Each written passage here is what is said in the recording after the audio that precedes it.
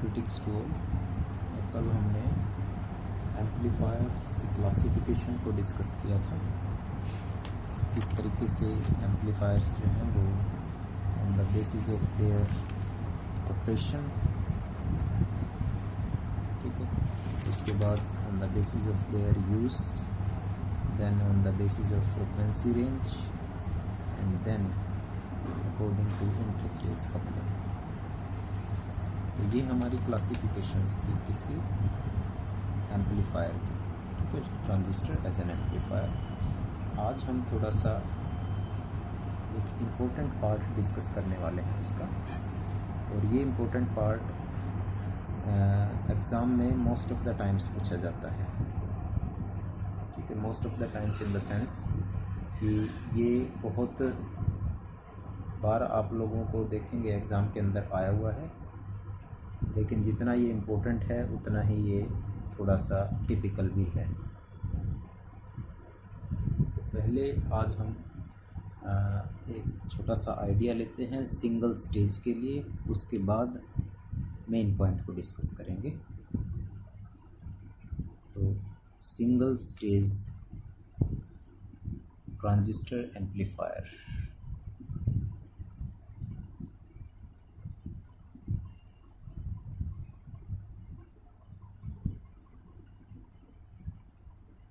ये देखिए क्या होता है। अभी तक हम एम्पलीफायर को सिंपली बनाते आए हैं इस तरीके से कि अगर हमारा कॉमन बेस एम्पलीफायर है तो यहाँ पर हम इनपुट सिग्नल के लिए यहाँ पर फिर एक रेजिस्टेंस लगा देते हैं, वीसीसी लगा देते हैं और इनपुट सिग्नल प्रोवाइड कर देते हैं इसके अंदर, और यहाँ इसके आउटपुट में हम लार्ज एम्पलीफाइड सिग्नल मिल जाता है। ये एक तरीके से हमारा एम्पलीफिकेशन का फॉर्मूला था। लेकिन अब हम जब सिंगल स्टेज ट्रांजिस्टर एम्पलीफायर की बात आती है तो उसको इस तरीके से नहीं बनाने वाले हैं, ठीक है। एक चीज़ और हमने डिस्कस करी थी, जो कॉमन एमिटर कॉन्फ़िगरेशन है वो मोस्ट वाइडली यूज्ड होता है, सबसे ज़्यादा यही यूज़ किया जाता है। तो इसी को हमने as an transistor amplifier mostly सबसे ज़्यादा इसी को यूज़ करना है। तो सिंगल स्टेज कैसे बनाते हैं वो देख लेते हैं पहले। जब भी हम सिंगल स्टेज ट्रांजिस्टर एम्पलीफायर बनाएंगे तो हम उसको कॉमन एमिटर कॉन्फ़िगरेशन में बनाते हैं। तो कॉमन एमिटर के लिए हम एमिटर को नीचे की तरफ लेते हैं, ये हमने बना दिया, ये हमने एनपीएन ट्रांजिस्टर बना दिया है, ठीक है, एनपीएन कॉन्फ़िगरेशन में। और इसके यहाँ पर एक रेजिस्टेंस, इसके नीचे भी एक रेजिस्टेंस, ठीक है, इधर लेफ्ट में एक रेजिस्टेंस और एक राइट में रेजिस्टेंस, यानी 4 रेजिस्टेंस हमने कनेक्ट कर दिए, और इस तरीके से कर दिए कि ये वाला इसके लगभग पैरेलल है और ये वाला इसके, ठीक है, दिखने में ऐसा लग रहा है, एक्चुअल में नहीं है लेकिन बनाने का तरीका है ये। अब यहाँ 4 रेजिस्टेंस बना दिए हैं हमने, और यहाँ पर हम इनपुट सिग्नल को प्रोवाइड करने वाले हैं, ठीक है। तो input signal is provided here, base और एमिटर के ऊपर हम इनपुट सिग्नल को प्रोवाइड करते हैं हमेशा। तो ये हमारा एक तरीके से एम्पलीफायर को बनाने का तरीका है, और इसके अक्रॉस हम आउटपुट को लेते हैं। So output will be across here RC के अक्रॉस हम आउटपुट को लेते हैं। और एक चीज़ ध्यान से देखें, शायद ऊपर जगह नहीं है, यहाँ पर प्लस वीसीसी लिखना है आपने, क्योंकि कलेक्टर पर हम कौन सी वोल्टेज जोड़ते थे, यहाँ वीसीसी जोड़ते थे। तो ये कलेक्टर रेजिस्टेंस है, तो यहाँ पर प्लस वीसीसी हमने कनेक्ट कर दिया है। ये ध्यान रखना है इस चीज़ का आप लोगों ने थोड़ा सा, ठीक है। ऊपर जगह कम है इसलिए मैंने यहाँ साइड में, अदरवाइज़ यहाँ प्लस वीसीसी ऊपर लिखा होता है। अब इसमें 4 रेजिस्टेंस हमने कनेक्ट करे हैं, R1, R2, RC and RE, ठीक है, ये एमिटर का रेजिस्टेंस है, ये कलेक्टर का रेजिस्टेंस है, ये R1 और R2 दो हमारे बायसिंग रेजिस्टेंस हैं। जब भी हमें कोई भी single stage transistor amplifier common emitter configuration में बनाना है तो हम उसको इस तरीके से बनाएंगे। अब होता क्या है, हम इसमें एक वीक सिग्नल देते हैं, कोई भी वीक सिग्नल, ठीक है। वो वीक सिग्नल जो है ट्रांजिस्टर के अंदर जाता है, बेस करंट को बढ़ा देता है, और क्योंकि कॉमन एमिटर है तो बीटा इसका करंट गेन हो गया, तो बीटा टाइम जो भी सिग्नल गया उसको वो इंक्रीज कर देता है, बीटा टाइम्स इंक्रीजेस।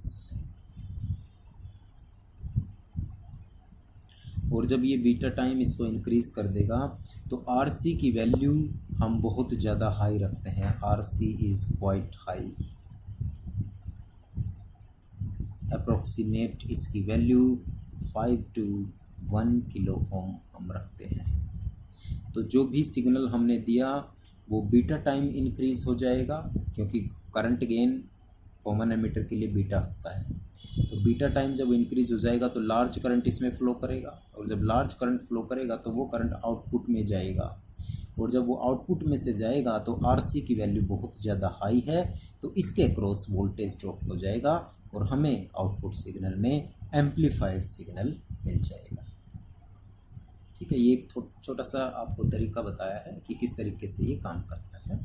हमने कोई वीक सिग्नल दिया, ठीक है, बीटा टाइम्स इंक्रीज हो गया उसका करंट, जब बहुत लार्ज करंट इस सर्किट में फ्लो कर रहा है तो वो करंट कलेक्टर रेजिस्टेंस में जाएगा और इसकी वैल्यू काफ़ी हाई है, तो इसके क्रॉस वोल्टेज ड्रॉप, और यहाँ पर हमें आउटपुट लार्ज होकर के एम्पलीफाइड होकर के मिल जाएगा। So this is the way to draw the single stage transistor. अब हमें सिंगल स्टेज ट्रांजिस्टर ड्रॉ नहीं करना, हमने जो आज का मेन टॉपिक है वो देखना है। And today we are going to start our main topic and that is named as RC coupled amplifier. RC coupled क्या चीज़ है और कैसे हमने इसको स्टडी करना है वो देखना है। अब ये एक सिंगल स्टेज हो गया है, ठीक है, इसमें रेजिस्टेंस हमने यहाँ पर जोड़ दिए। RC कपल्ड जो मेन हमारा टॉपिक है वो ये है, RC कपल्ड एम्पलीफायर। हो सकता है थोड़ा सा लेंथी टॉपिक लगे, लेकिन मोस्ट इम्पोर्टेंट टॉपिक में से एक है ये। इसमें हम दो या दो से ज़्यादा रेजिस्टेंस और कैपेसिटर के एम्पलीफायर सर्किट को जोड़ते हैं। जैसे मैंने आपको एक बार बताया भी था, RC का मतलब होता है रेजिस्टेंस और C का मतलब होता है कैपेसिटर्स। तो पहले इसका सर्किट डायग्राम देख लेते हैं। दो हम स्टेज लगा लेते हैं, दो स्टेज का मतलब दो ट्रांजिस्टर्स हमने कनेक्ट करने हैं, और जब दो ट्रांजिस्टर्स हमने कनेक्ट करने हैं इसके अंदर, तो इसके लिए हम ऐसे ही जैसे अभी बनाया था दो single stage common emitter configuration NPN के लिए ड्रॉ कर देते हैं। ठीक है, बिल्कुल उसी तरीके से एक यहाँ पर, दूसरा फिर नीचे की तरफ, एक हमने ये बना दिया है। ठीक है, इसको नाम आप दे दें R1, R2, RE और RC। ठीक है, अब ऐसा ही एक दूसरा भी बना देते हैं बिल्कुल इसके पैरेलल में। दो ट्रांजिस्टर एम्पलीफायर को हमने कनेक्ट कर दिया है, बिल्कुल सेम इसी प्रोसेस से बनाएंगे। और आप चाहें तो इस लाइन को आप पैरेलल आगे तक बढ़ा लें, क्योंकि यही लाइन आगे हमने यूज़ करनी है।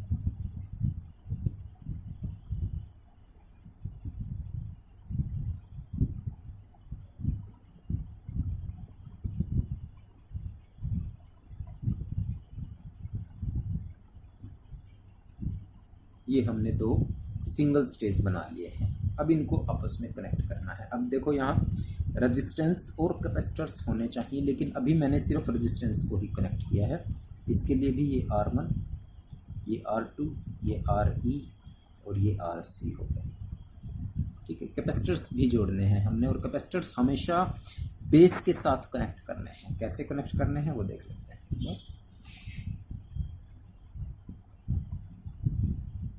ये हमने एक कैपेसिटर यहाँ कनेक्ट कर दिया इनपुट में। यहाँ हम इनपुट सिग्नल देने वाले हैं।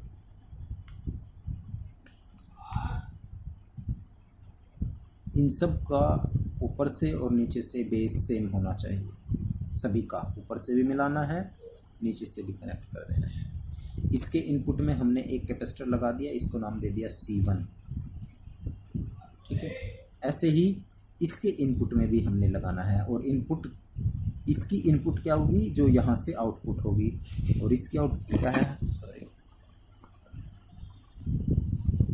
तो इसकी जो आउटपुट है वो इसकी इनपुट में फीड हो जाएगी और इसकी आउटपुट RC से जाएगी। तो इसका मतलब ये हो गया, यहाँ पर एक कैपेसिटर कनेक्ट करना है हमने, ये कनेक्ट कर दिया इससे, और फिर इसको इनपुट के अंदर फीड कर देते हैं, ये फीड कर दिया। ठीक है, इस कैपेसिटर को आप कपलिंग कैपेसिटर भी कह सकते हैं, CC, क्योंकि इस कैपेसिटर ने इन दोनों ट्रांजिस्टर एम्पलीफायर को कनेक्ट कर दिया है आपस में। ठीक है, फिर इसकी आउटपुट हमारी फाइनल होगी। तो जब भी हम आउटपुट लेते हैं तो एक कैपेसिटर लगा देते हैं यहाँ पर। ये हमने C2 कैपेसिटर लगा दिया और इसके अक्रॉस हम आउटपुट को प्रोवाइड कर रहे हैं। ठीक है, अगर आप चाहें तो एक रेजिस्टेंस पैरेलल में भी लगा सकते हैं इस तरीके से, ताकि आप आउटपुट को गेन कर सकें।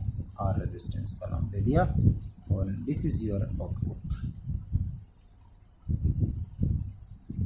और क्योंकि सारे के सारे VCC से कनेक्ट होंगे, ये भी VCC पॉजिटिव से होगा, ये भी VCC, और सारे एक लाइन से हैं, तो आप यहाँ पर कनेक्शन दे सकते हैं +VC।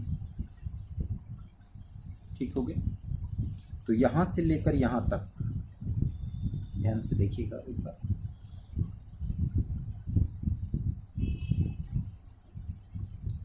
This is single stage और इसको हमने नाम दे दिया है फर्स्ट स्टेज, और ये आपका आ गया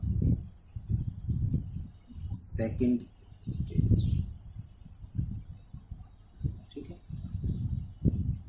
2 कैपेसिटर 4 रेजिस्टेंस। ठीक है, ये हमारा हो गया इसके अंदर। ऐसे ही एक ये कैपेसिटर कपलिंग है तो दोनों में काउंट हो गया ये, और दूसरा कैपेसिटर इसका ये हो गया। तो ये इसमें भी 4 रेजिस्टेंस और एक तरीके से 2 कैपेसिटर हो गए। तो फर्स्ट स्टेज यहाँ तक, सेकंड स्टेज फिर ये हो गई। ठीक है, ये एमिटर, ये बेस, और ये collector, emitter, base and collector. तो ये हमारा RC कपल्ड एम्पलीफायर हो गया, जिसमें रेजिस्टेंस भी आ गए और आपके कैपेसिटर्स भी आ गए। ठीक है, अब थोड़ा सा आइडिया ले लेते हैं कि हमने ये रेजिस्टेंस और कैपेसिटर्स क्यों जोड़े हैं। जो रेजिस्टेंस R1, R2 और RE हैं, ठीक है, दोनों ही में R1, R2, RE, R1, R2, RE दोनों में। ठीक है, ये बायसिंग के लिए यूज़ किए हैं, आर यूज फॉर बायसिंग और स्टेबलाइजेशन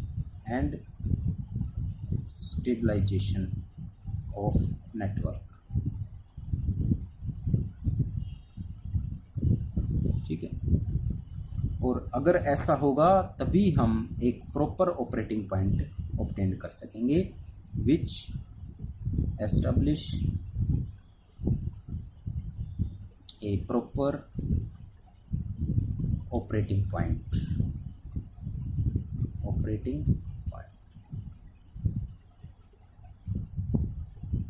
ठीक है, तो R1, R2, RE किसके लिए यूज़ किए गए हैं? बायसिंग और स्टेबलाइजेशन के लिए। नेटवर्क की जो भी हम सिग्नल दे रहे हैं वो सिग्नल वेरी ना हो, कम ज़्यादा ना हो, और उसके अंदर जो है ऑपरेटिंग पॉइंट जो भी है हमारा वो एस्टेब्लिश रहे, जहाँ पर है वो वही रहे, यानी फिक्स बायसिंग हो जाए उसकी और स्टेबलाइजेशन उसका नेटवर्क रहे। कई बार जो RE जो होता है वो जो कलेक्टर करंट आ रहा है टेम्परेचर के अंदर वेरिएशन जो देगा उसको भी स्टेबल कर देता है। R E also reduce the variation of collector current with temperature. अगर कलेक्टर करंट में, क्योंकि ये देखो वीसीसी के साथ कनेक्ट है ये, ठीक है, अगर टेम्परेचर चेंज होता है तो कलेक्टर करंट में पॉसिबिलिटी होती है थोड़ा बहुत चेंज हो जाए। तो ये जो आर ई यहाँ पर प्रोवाइड किया गया है ये इस चेंज को रिड्यूस करने की कोशिश करता है। एक चीज़ और ध्यान में रखनी है, ये तो हमने दो एम्पलीफायर बना दिए, इसके साथ साथ यहाँ पर एक कैपेसिटर आर ई के पैरेलल में जोड़ देना है, इसको नाम दे देंगे सी ई, और एक यहाँ पर कनेक्ट कर दिया सी ई, ठीक है। ये दोनों ही हमने आर ई के पैरेलल में जोड़े हैं,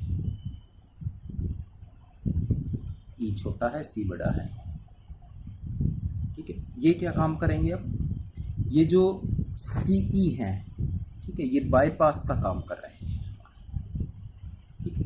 तो अभी तो सिर्फ मैंने क्या बताया, R1, R2 और RE का क्या काम है, प्रॉपर बायसिंग और स्टेबलाइजेशन नेटवर्क में, और उनका ऑपरेटिंग पॉइंट चेंज ना हो जहां पर वो वर्क कर रहे हैं, उनके ऑपरेटिंग पॉइंट, जैसे हमने class A, class B, class C amplifier पढ़े, तो क्लास ए सबसे अच्छा था जिसमें जितने हम दे रहे हैं उतना ही मिल रहा है। तो ये स्टेबलाइजेशन ऑपरेटिंग पॉइंट इन तीनों की वजह से होगा, ठीक है।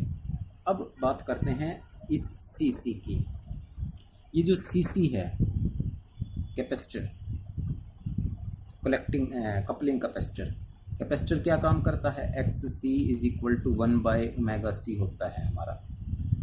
तो जितनी फ्रीक्वेंसी ज़्यादा होगी उतना ही इसका रेजिस्टेंस कम होता जाएगा। तो इसका मतलब ये हो गया कि ये डीसी सिग्नल को आगे जाने से रोकता है। अगर फ्रीक्वेंसी 0 है तो इनफाइनाइट ऑफर कर देगा ये। तो सीसी ट्रांसमिट एसी सिग्नल, ये सिर्फ एसी सिग्नल को प्रोवाइड करेगा, and block DC signals which prevent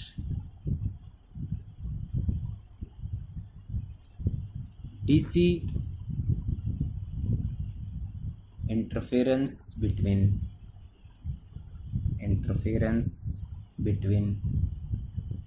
various signal, ठीक है।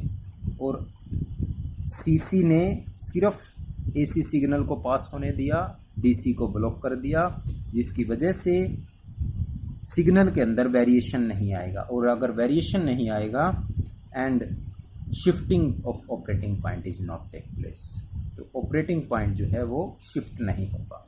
शिफ्टिंग ऑफ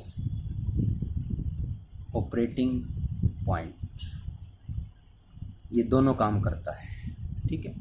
एसी सिग्नल को ही जाने देगा, डीसी को ब्लॉक कर देगा। अगर डीसी नहीं जा रही उसकी वजह से हमारा ऑपरेटिंग पॉइंट शिफ्ट नहीं होगा, ए पॉइंट पर रहेगा, यानी क्लास ए एम्पलीफायर की तरह वो काम कर रहा है, तो ए की तरह काम करेगा, ठीक है। अब ये C1 क्या काम करेगा, यहाँ पर C1 भी वही काम करने वाला है। अगर हम कोई सिग्नल देते हैं इसमें, तो अगर उसमें डीसी प्रेजेंट है तो C1 उस डीसी को सर्किट के अंदर जाने नहीं देगा। C1 isolate the input circuit from the DC, ये डीसी को अंदर प्रोवाइड नहीं जाने करने देगा, ठीक है। अब बात आ गई इन सीई और इस सीई की, ये क्या काम करेंगे। जो सीई कंपोनेंट है वो एक तरीके से यहाँ बाईपास का काम कर रहा है, कि अगर एसी सिग्नल आ गया यहाँ पर, तो एसी सिग्नल अगर इस पॉइंट पर है, देखो यहाँ पर पहुँच गया एसी सिग्नल इस पॉइंट पर, जैसे लेटर से इसको नाम दे दिया ए पॉइंट पर एसी और डीसी सिग्नल आ गए, और एसी सिग्नल बहुत हाई है, तो वो उस पाथ को फॉलो करेगा जिसमें कम रेजिस्टेंस है, और कम रेजिस्टेंस जो कैपेसिटर है वो एसी को इजीली पास, तो यहाँ की बजाय करंट यहाँ से पास हो जाएगा अगर एम्पलीफाइड हो रहा है सिग्नल। तो ऐसे ही इसके अंदर भी करंट जो है वो यहाँ से पास हो जाएगा। तो जो CE है, CE वो एक तरीके से बाईपास सर्किट का काम करता है। ठीक है, अगर CE नहीं होगा, अगर CE ना हो, बाई चांस यहाँ CE ना हो, यहाँ CE ना हो, तो यहाँ RE उस करंट को अपने अंदर से पास होने से पहले ही उसका वोल्टेज ड्रॉप कर देगा, क्योंकि रेजिस्टेंस लगा है और रेजिस्टेंस वोल्टेज ड्रॉप कर देता है। ऐसे ही इसके अंदर जब AC सिग्नल पास होगा तो RE पर वोल्टेज ड्रॉप हो जाएगा और इस वजह से इनपुट सिग्नल जो भी हम दे रहे हैं उसका गेन रिड्यूस कर देगा, क्योंकि यहाँ वोल्टेज ड्रॉप हो गई तो करंट आगे कम जा रहा है, यहाँ वोल्टेज ड्रॉप हो रही तो आगे करंट कम जाएगा। इस वजह से इसका जो एम्प्लीफिकेशन है वो रिड्यूस होता चला जाता है। तो ये चारों जो हमने रेजिस्टेंस लगाए हैं और ये जो कैपेसिटर्स लगाए हैं, इनकी वर्किंग मेरे ख्याल से आप लोगों को समझ में आ गई होगी। ठीक है, R1, R2 और RE ये तो बायसिंग और स्टेबलाइजेशन का काम करेंगे। CC, C1 और C2 ये AC सिग्नल को पास होने देंगे, DC को ब्लॉक कर देंगे। अगर DC सिग्नल आ रहा है तो ऑपरेटिंग पॉइंट शिफ्ट होने का डर होता है, इसीलिए हमने यहाँ C1 को लगा दिया। ये CC भी यही काम करेगा, ऑपरेटिंग पॉइंट को अगली स्टेज में जाने से रोके, मतलब कि DC को अगली स्टेज में जाने से रोकेगा। और अगर DC अगली स्टेज में नहीं गया तो इसकी प्रॉपर बायसिंग होती है, प्रॉपर जो है इसकी स्टेबलाइजेशन बनी रहेगी। ठीक है, तो ये हमारे एक तरीके से क्या हो गए, कैपेसिटर्स और रेजिस्टेंस के काम हो गए। ठीक है, अब इसका हम ऑपरेशन देखते हैं, ये काम कैसे करता है। ऑपरेशन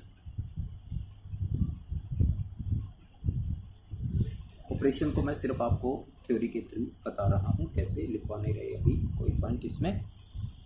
जब हम कोई भी AC सिग्नल देते हैं इसके अंदर, ठीक है, कोई भी AC सिग्नल फर्स्ट स्टेज में हमने इसमें प्रोवाइड कर दिया है, तो जो भी AC सिग्नल देंगे तो ये एक कॉमन एमिटर एम्पलीफायर है।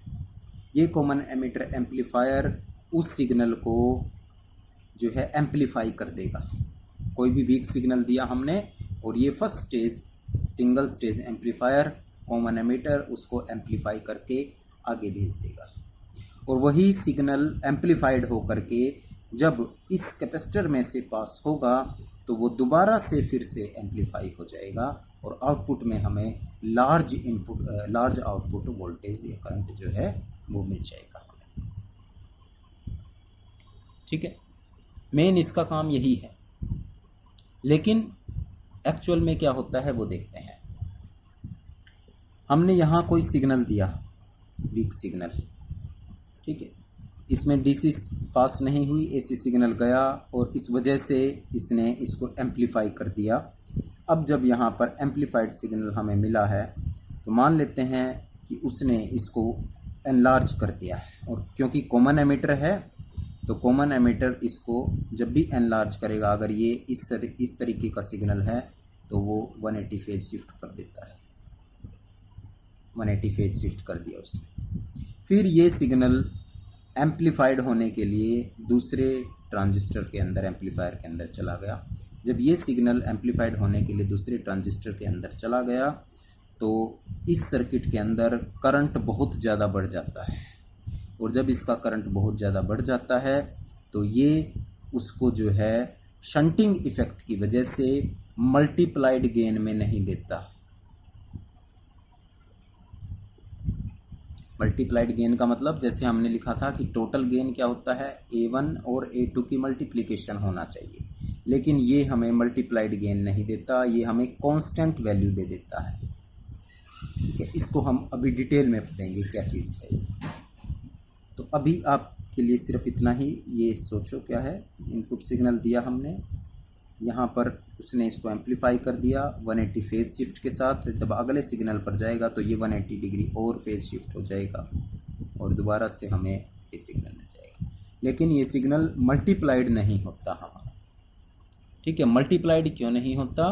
क्योंकि effective load resistance effective load resistance,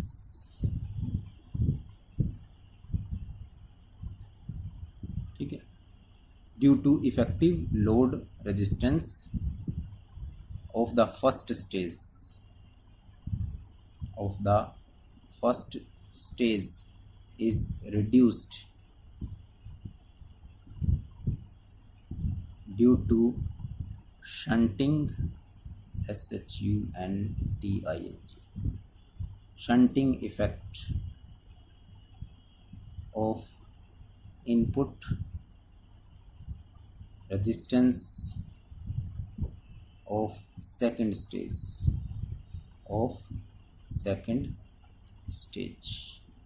और इस वजह से टोटल जो गेन है वो डिक्रीज हो जाता है। This reduces